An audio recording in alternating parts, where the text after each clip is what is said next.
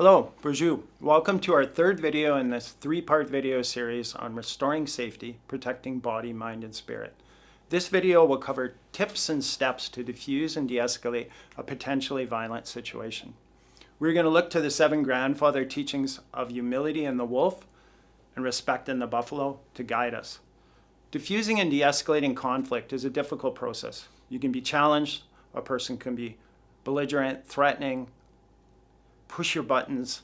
And it's really important to remember the teachings of humility, the wolf, and keeping our ego out of it. Our number one goal is always safety and resolving conflict. The ego's goal is winning. And we also want to remember the teachings of respect in the buffalo. And respecting the other person goes a really long way in resolving conflict. So the first step in diffusing a situation is assess the situation. Who am I dealing with? Is it someone known to me or unknown? What is the threat level? What is their mental state? Are they having a mental health crisis? Is there alcohol, drugs involved? What about weapons? Are they carrying a weapon? Are they known to carry a weapon? Is there weapons in the vicinity that someone could use against me or I could use if I had to? Where is a safe place to go? Do I have a neighbor or do I have a place that I can go to? Are there people around? Who is around? Do I have to worry about kids or I'm looking after an elderly person? Are there others around that could possibly help me or might help them? What's the environment like? It makes a difference if I'm in a kitchen where there's knives and pots, in a bathroom where it's very contained with a lot of hard surfaces, in a garage where there's tools and things that can be used as weapons. What's the terrain like outside? Is it slippery, grass, a lot of concrete? So we want to assess all these things very, very quickly. We want to manage distance. We want to respect their personal space to decrease their anxiety. We want to stay back 3 feet if we can. If their fight, flight, freeze system is going off and they're having an amygdala hijack, that ancient part of the brain's taken over and their frontal lobe is offline, they're in crisis. They're not going to be able to hear us. If I'm too close, they might go to that fight mode. So I want to create distance. I want to use non-threatening body language, and I really want to watch my tone. I'm going to talk slow because, again, they might not be hearing me. I want to monitor their body language, and especially their hands and their facial expressions.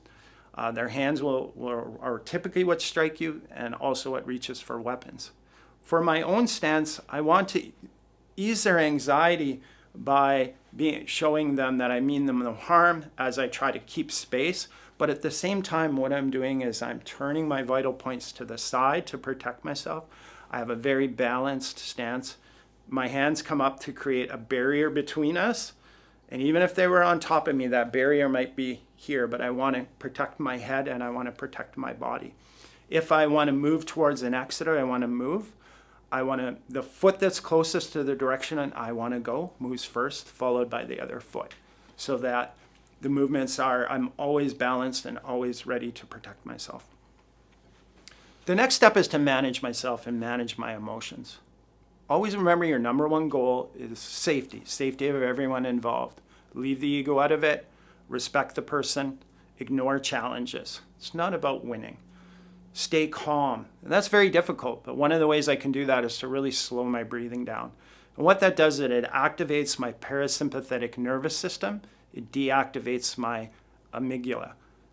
And I need my frontal lobe online, and that will help me do that. And if I've experienced trauma before, this helps tremendously. Slow your breathing down, positive self-talk, things like, I can handle this. Then I want to contain this situation. I want to diffuse. So while I'm managing distance with my barriers that I'm creating with my hands and my feet, one of the best things I can do is listen. Again, we know that people go from anger to violence out of 2 main reasons. One, a need hasn't been met or they felt disrespected. So by listening to them, it really helps dissipate that anger. Then I want to focus on the feelings. They might not know how to process their emotions. So saying things like, oh, I'm really sorry that happened. It must have been really scary. Or, wow, that's frustrating. I can see why you're angry. we're empathizing, we're getting on the same side. We can ask questions, does that happen often? I'm really sorry this keeps happening to you. And we can work towards a solution. It's not easy, and it's a process. If that's not working and it's continuing to escalate, you need to change tactics. We're setting our boundaries with our physical boundaries, our voice, that's close enough, let's keep talking, and psychological boundaries where at this point I have to get out of here, I have to go physical. So assess the situation, make a plan, put it into action. That could be leaving the situation, offering options. So use body positioning and barriers to create space, to contain the situation. Don't take anything personal. Monitor their body language and monitor their hands for escalation of violence.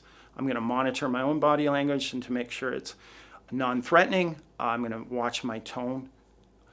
And then from there, the last line of defense would be defending or using our physical skills. And for that, we do that as an in-person workshop, and you can contact ONWA for that. So thank you for joining me today in this 3-part video series on restoring safety, protecting body, mind, and spirit. I hope I get a chance to work with you in the future. Stay safe and miigwech.